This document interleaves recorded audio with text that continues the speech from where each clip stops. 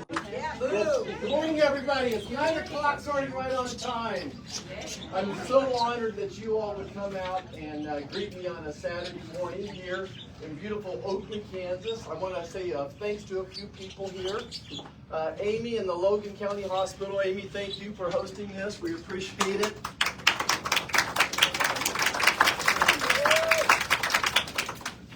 I guess they're getting ready to build a new facility here, and that's great news for Oakley, Kansas, and the community they serve. We recognize a few other people here. Your local state representative, Jim Minix, is here. Jim is in the back of the room. He said that if after we're done here, he will stick around for a little bit and answer a few questions if you have questions at the state level as well. I've not seen Senator Rick Dillinger here yet this morning, but Rick does a great job. Jim does a great job. You know, it truly is a labor of love. So we appreciate what they're doing as well.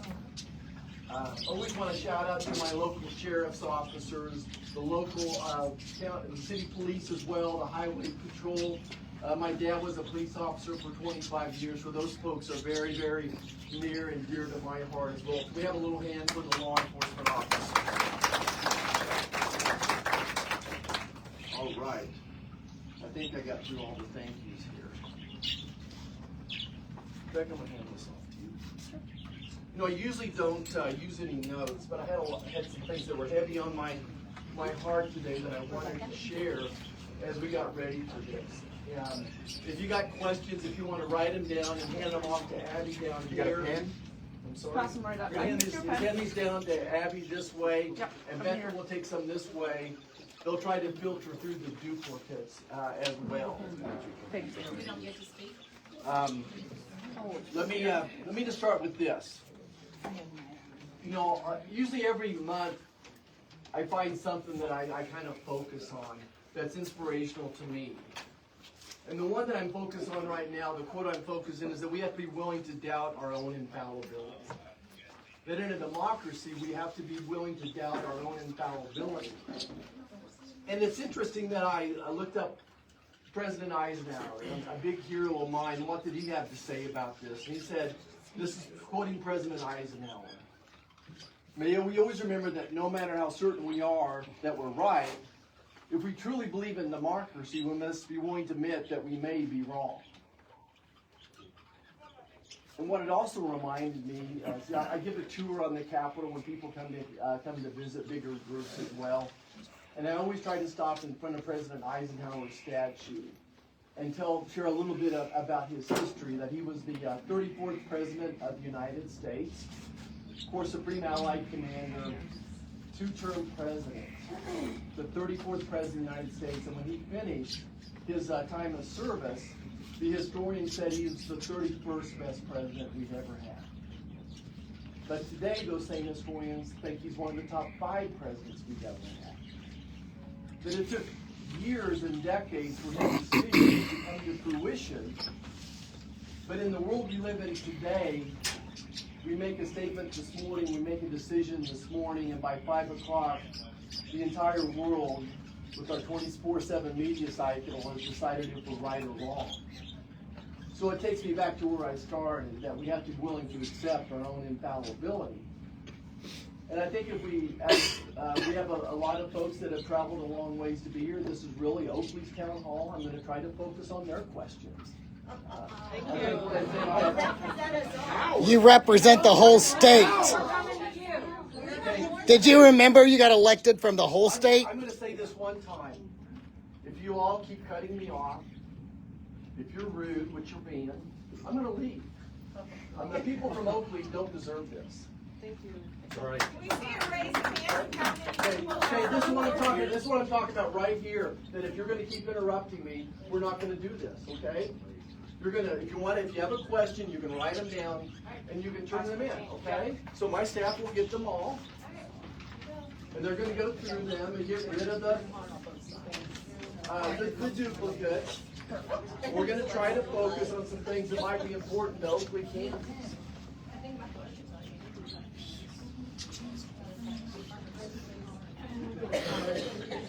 Give me a second. Mr. Rogers. We're not going to do hold up your hand and shout. We're going to write down your questions. We're going to turn them in, and we're going to have the same conversation. If you're here to debate at me, if you're here to yell and scream, you came to the wrong place. I'm not going to tolerate it. The people of Oakley, Kansas deserve better than that. You know, I think I want to take on the first big issue that. Can we have order or not? Or should I just leave now? That's your choice. So here we go. Can we just like break up on sides and play Red Rover or something? I don't have a question, I have a comment. Okay, I don't want to hear it right now, okay? Because there's 150. There'll be an open session. Okay. Don't It's up to leave. you. I'm about done with this interrupting. Okay? I'm about done with it. All right? Thank you for your time, if you do leave. You're welcome. You're very welcome. I think I want to take on the big. Can we answer the questions? I think you can give them to my staff. I think I'll make that pretty That clear. would be great. Can you answer, did Russia invade Ukraine? Can you Stop. answer that for me, sir? You know, I want to take on the biggest issue I think of the day. The issue. Yeah, our Constitution. So please, Shut up. Shut up. Let him answer. okay, answer the question first. I want to take on the biggest issue of what I think of the last 24 hours. And again, I wrote down some notes because I wanted to share this from my heart and make sure that I get it right. First of all, I have a deep amount of compassion and empathy for the people of Ukraine. It's those birds that are making the noise. You can put your hand down. I'm not going to call on you.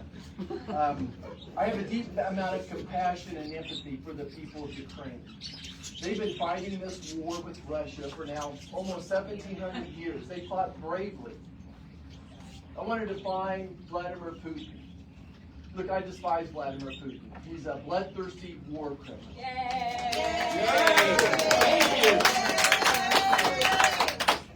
So this is what I'm trying to avoid is the cheering and the because we're going to come back and boo here in a second too. But I do appreciate the encouragement. Thank you. Look, he's a thug. He's a criminal. He's a murderer. He should be tried at The Hague. And whatever they decide should happen to him. Okay? I have no use for Vladimir Putin. I have compassion for the people of Russia. I'm sure there's lots of good people there in Russia as well. The next thing I would say is that Europe's had 3 years now to step up. This is, in my humble opinion, and some people will disagree if I understand this, but this is Europe's war. Happy to help. Happy to help. We have 105,000 American soldiers in Europe right now. One of them was my own son and enlisted in the army. I was there for a year as well. Thank God he's back safe. But in my humble opinion, Europe's had 3 years to step up and take this on. Russia has an economy the size of Italy. Europe has an economy multiple times bigger than Russia, and they have to be able to defend themselves. There's been at least 1 million casualties in this war so far, maybe 1 million deaths. How many of y'all grew up in the Vietnam War era or served in Vietnam? I mean, I just remember driving by the cemetery on my way to my grandparents' farm and seeing flag draped coffins of young men that were playing high school football last year. And I said if I ever had a chance to stop endless wars, I would do that. So that's where I was coming from. Is I don't want, especially America, I don't want anyone dying. Millions of people died. This war has gotten nowhere. It's stuck. It is absolutely stuck. As I said within 2 years ago, I said that if we didn't give Ukraine what they needed before this happened, and I begged the Biden administration to give them the tools that they needed before it happened, when it happened, I begged them to put on maximum sanctions on Russia, and they never did. I'm reminded what Eisenhower said about war. Ike said that I hate war as only a soldier who's lived it can, with all its brutality and futility. That I don't want war. At the end of the day, I think we should stay focused on the goals. We may disagree how to get there. oftentimes. But as long as we agree on the same goals, I'm willing to have that conversation. My goal, I believe President Trump's goal, is to have peace in this situation and avoid World War III. This really could have already turned into World War III or some type of a nuclear holocaust. In my opinion, Ukraine's been for 3 years has been a bottomless pit. We've spent at least $175 billion there, maybe more. And it just feels like we're throwing good money after bad money. I want there to be a peace agreement. I want it to be done sooner than later. I know I was not surprised at all to see the blow up yesterday. Was not surprised at all, based upon what the undercurrents were. There are ways to have avoided that event, but Mr. Zelensky had insisted on coming to the White House to sign this agreement. Oh, Jesus. President Zelensky. Again, this is so, so interesting that we all have a set of facts that we believe are right. We all have a set of truths that we believe are right. And I go back to this infallibility thing. To think that you're not infallible, to think that only your facts are right, I think that's not what democracy is about. I bet that 95% of the people in this room, let me back up. I know that based upon polling, 70% of Americans want there to be a swift peace to this situation, a swift peace. And I think that that's President Trump's goal as well. And I'm just going to, for those of you that want to keep warring over in Europe, I hope that you're willing to send your own son or daughter or yourself to go over there and fight. But personally, I think we've done enough there. We're willing to we're willing to support them, but I think basically we've done enough. You girls got some questions for me? I tried, there's on farming. Yeah, what we need to do. On, budget president and Medicaid, so. Okay. And then agency shutdown, things like that. Well, we'll just kind of give you 3 or 4 packs of them. And Yeah. So this one here is come on. I would like to start with that. Excuse me. Okay. All right, so let's do some agriculture ones, okay? Agriculture still represents well over 20% of the Kansas economy, probably at least maybe 30%, and in a county like this, maybe 70 or 80%. As agriculture goes, so goes Kansas. I'm personally a 5th generation farm kid. Both of our families, on both sides of our family, over 100 years old, so this is very, very important to me. Trying to read this. President Trump says the American farmer is expendable. Is the American farmer something in favor of corporate farming? So actually that's not what President Trump says at all. I hear President Trump say that farmers and ranchers are heroes. And every time he sees me, he asks me, how are your farmers and ranchers doing?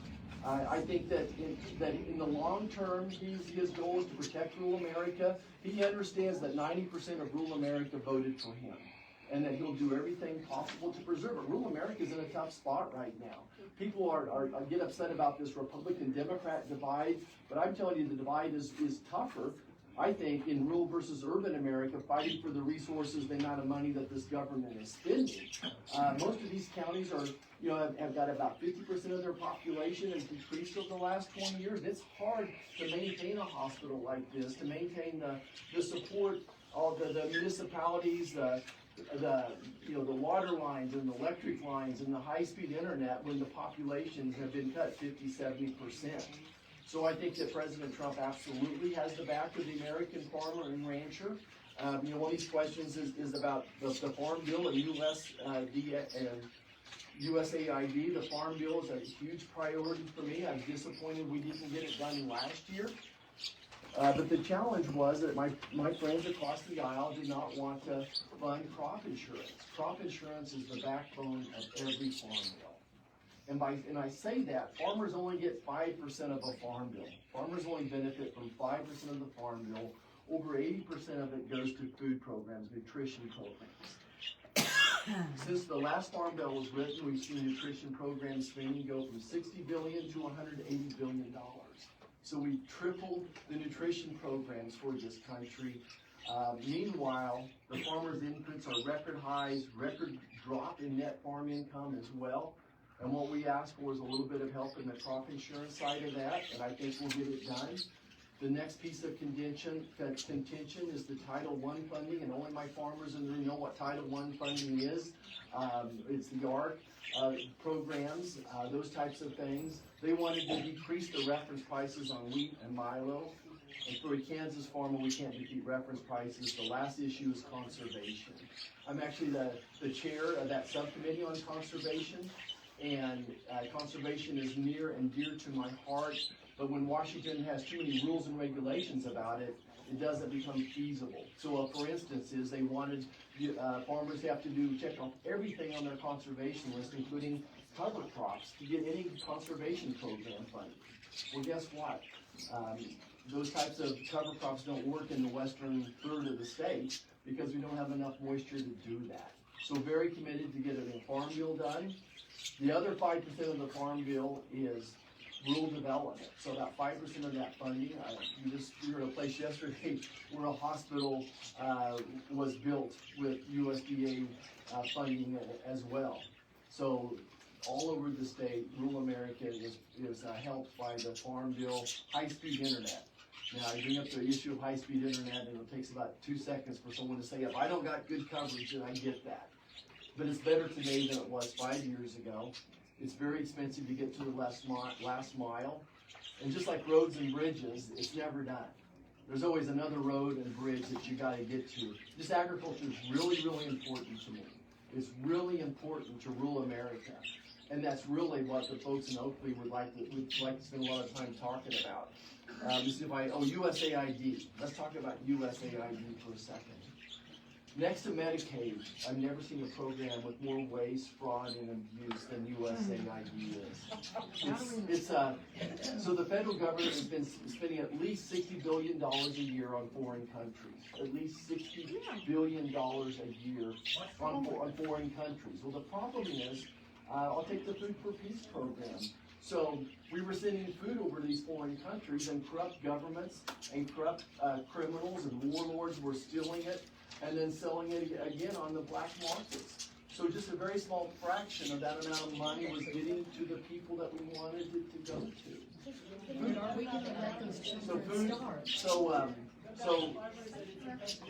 Kansas farmers, they need to have that grain. Yeah, let me finish that. So let's talk about the Food for Peace program. Again, it's something near and dear to my heart. It was started. So you all are laughing, so this is your the infallibility, the lack of humility.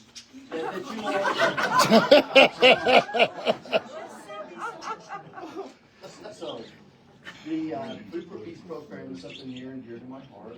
It was started up in St. Francis, Kansas, in the 1950s by a farmer who said, "Look, I was blessed with this great crop. I'd like to share it with people that are in need."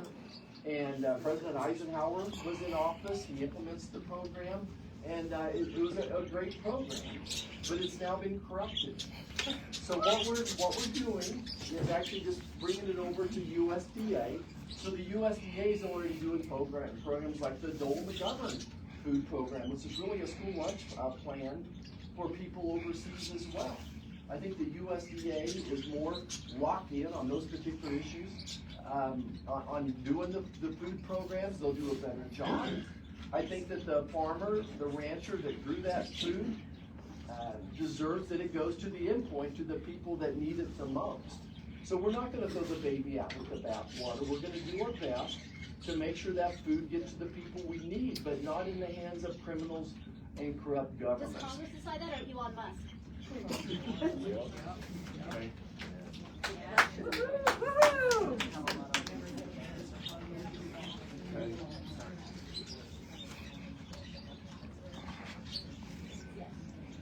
Okay, so quick thing on the weather services. Again, I think that there's some opportunity to make the weather service more efficient. I've been pushing them for years that we need long-term weather predictions, not telling me that it's gonna be sunshiny today. I know it's gonna be shiny day for the most part as well. So it's an important one, and we're continue to fight for actually to make a more precise funding on that as well. So that's the story on NOAA. Doge, Doge, give me the Doge ones. Okay, Doge. Multiple Doge guys, yes. Yeah, let's talk about Doge for a second. I think it's another point as well. I think again some data points are important for you all to know. So we're $36 trillion in debt. We're spending $1 trillion a year on interest. This year alone, the federal government's going to take in 5, but spend $7 trillion. We're going to take in 5, but spend 7. That's a difference of $2 trillion. This is unsustainable. Billionaires don't need that. He's just shutting off funding without Congress. Isn't that your power? So those are some starting points I would talk to you about as well. The next thing I would mention is that the federal government issued $250 billion of improper payments last year. That's not waste, fraud, or abuse, it's just incompetence. $250 billion of improper payments, most of those from Social Security and Medicare. According to who? Show the paperwork. So that's from the Government Accounting Office. It was published long before there was a Doge and there was an Elon Musk guy even involved with this from the Government Accounting Office. So we'll post it on our website later today. It's called the Government Accounting Office Report. Absolutely, I've got that in front of me as well. So that's about one example. I'm afraid that again programs like Medicaid, Medicare, Social Security, the Pentagon, the bigger numbers that they're writing, the more opportunity, fraud, waste, and abuse. And again, 70% of Americans want us to get rid of the waste, fraud, and abuse. 70% of Americans support doing this, and that we're saving. 70% of Americans want us to save the American taxpayer money and balance the budget. But there are other ways to do it. We all want that, but we don't want an unelected, non-civil servant person in charge of it. Sorry. I think if you go through the process of vetting, everybody would be more effective. So all the Doge employees have been vetted. They're responsible. Jesus. They have it. Prove it. Prove it. Can you tell us the process for vetting them? They go through the same process that every other federal government employee He's does. not. Prove it. So he is an advisor to the president, just like Joe Biden was an advisor to the president. He's an advisor. The rest of those people are employees, and I know you're fed so much misinformation. As we are Yeah. Why do we give so much money to Musk? Why does he get all of Why? these contracts? Okay. So we got a question about the veterans. Our point might have to be other, so how do we make sure we're all on the same page is where we're at? Like, because clearly, half the people in the US are brainwashed one way or the other way. So how do we get us all on the same page again? Because divided we stand, or divided we fall, united we stand. We have to come back together. We have to come back together. I know you don't like it. We need democracy. Okay, hold on. This is what, if we get down to these side arguments again, I'll just have to leave. I don't want it to become personal. I apologize. Yeah, Let's talk about the veterans. Okay, let's talk about the veterans. What a good idea. Again, I just want you to know how important this is to me. Since the Civil War, someone from every generation of my family has served. My dad served, my brother served, I served. I mentioned my son is serving right now. I think at the federal level, what we've done over the last few years, I thought we were making some progress under President Trump, but we went backwards over the last 4 years. what I've seen happen is the veterans service, I call it customer satisfaction has gone way down in the last 4 years, that the lines have become longer. So it's becoming less efficient. There's just become a general malaise, if you would, in our veterans programs once again. In our level, we have given the veterans hundreds of billions of new dollars. Sometimes I feel like we're throwing good money after bad money, and it's not getting to where it needs to be, but we certainly have tried to fund those things. We've allowed patients, veterans, to get more care in their own home, but there's a lot that we haven't got accomplished. I'm very concerned about the veteran suicide rate. I'm concerned about the farmer suicide rate as well. I'm concerned about mental health across the country, the epidemic of mental health challenges that we have as well. But we're continuing to do the best we can to support them. I have one person, his entire life is service for veterans that works for me, that has helped hundreds of veterans straighten out their benefits, get them to the appointments that they needed to get as well. It's far from perfect. I do think under this administration we'll go back in the right direction. Unless they're trans. Or women. Exactly. 45% of federal workers are vets. How do you explain that when we are cutting all of these federal workers?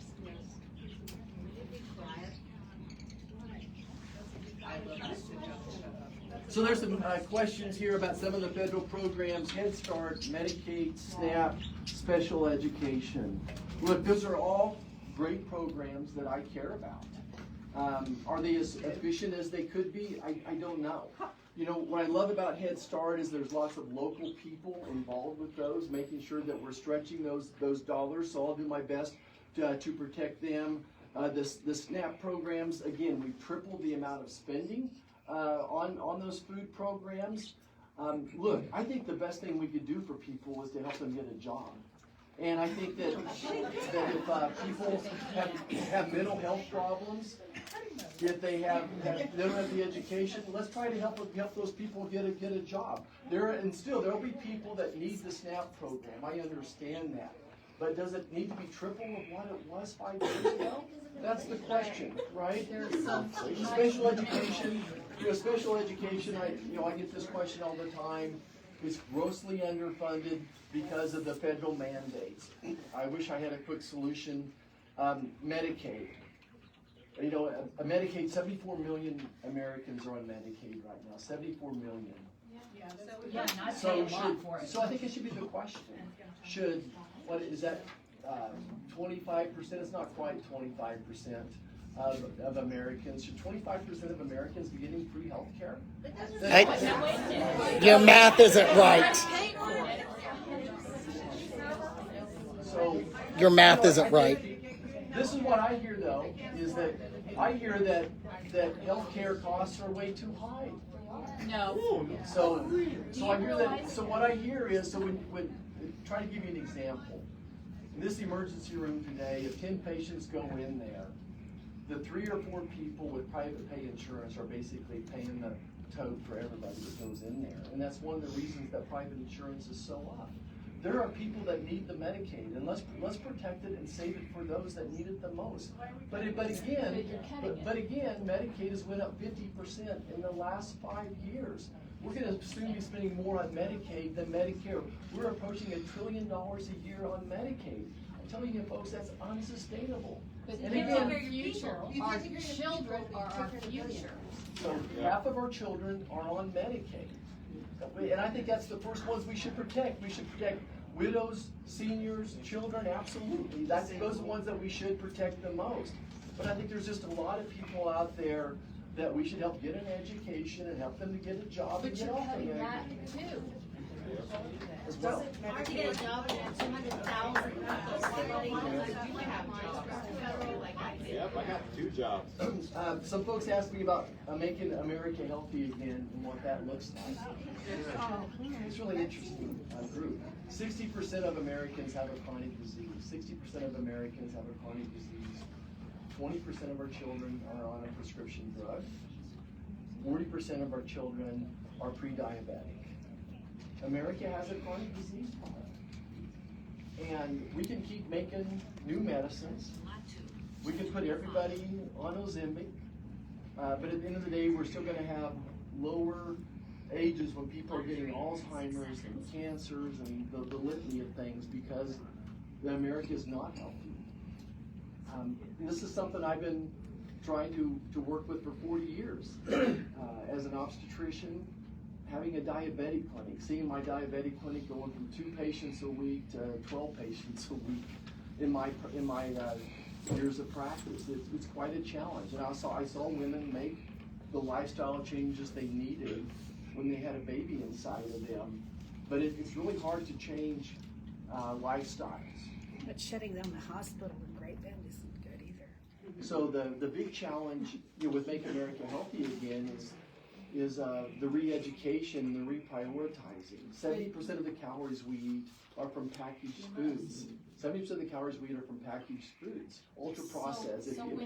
So do you want to have your own town hall? You can go outside and do it. You've interrupted me about 12 times. You've interrupted me about 12 times. I'm not being rude. I'm just asking you. Excuse me. Tell us about measles. Okay, let me finish this one. I'm happy to talk about measles as well. But if you want to drive the healthcare costs down, if you want to save Medicare, if you want to make Medicaid that's more feasible, not increasing it by 50%, we do need to make America healthy again. And I don't know why anyone would be against that. I really don't. Yeah, go on. Why did you let RFK go through? Exactly. Yeah. Yeah, he's gonna decimate the healthcare system. Measles. Okay, so I'm a big fan of Make America Healthy Again. I'm going to keep fighting for it. It's going to be a challenge, and there's no promises. But if you want me to save Medicare, Medicaid, bring the cost of your health insurance down, then we do need to make America healthy again.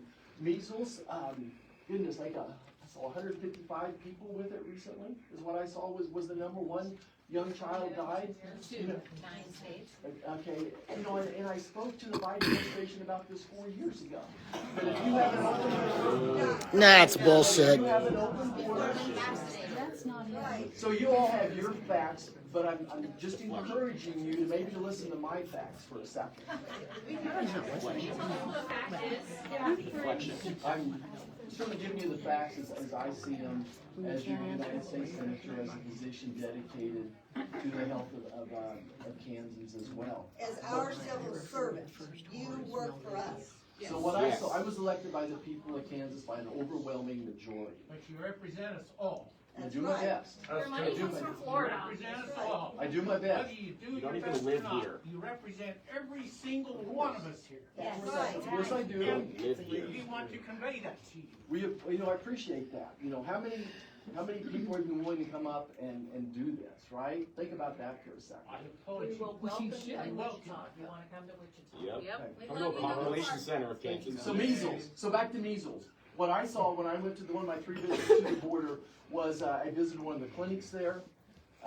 It was full of people with communicable diseases.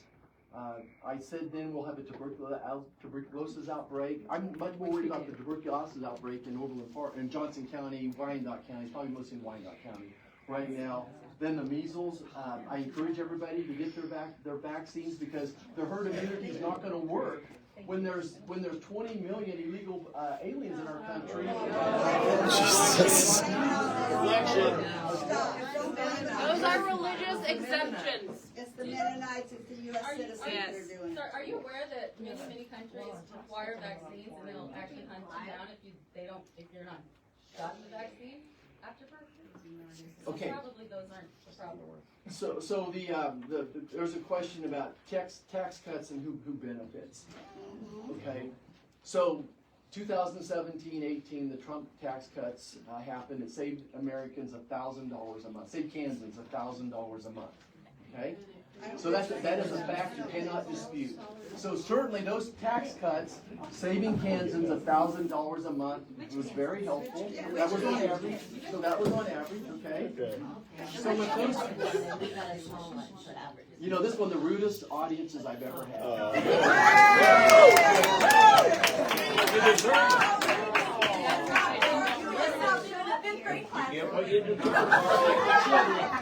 You're not from Western Kansas. This is. Guaranteed. Oh, I am. Oh, sir, I am. Yes, sir. Here. Okay, one. Raise your hand. Western Kansas represents. Hey, for just a minute. Western Kansas.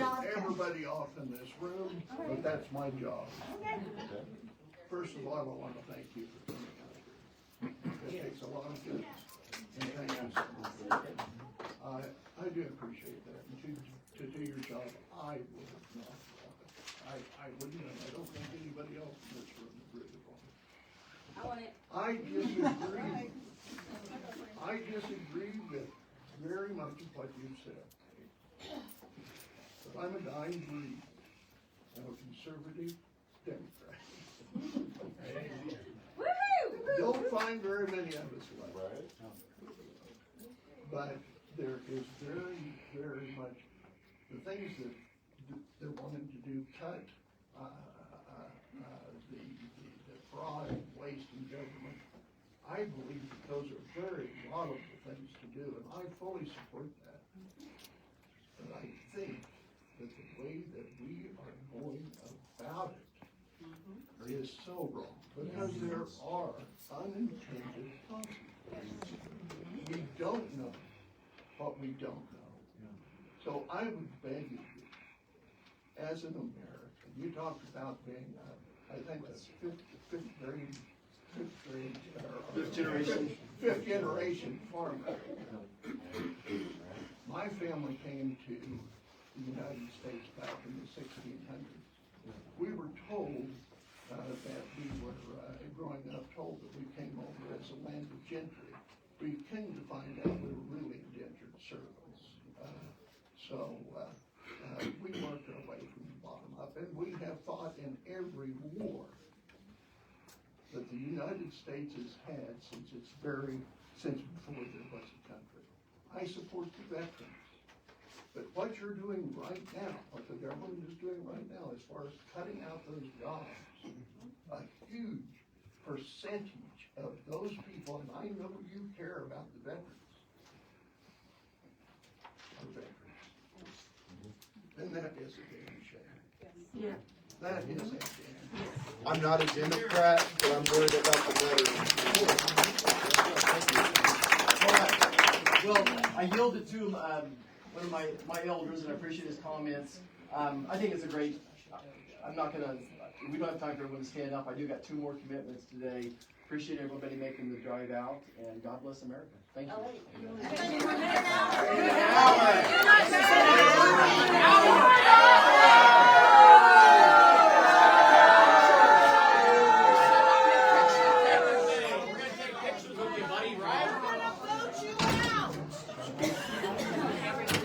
Did he not want to hear us booing? Sir, we have patients here. This is a hospital.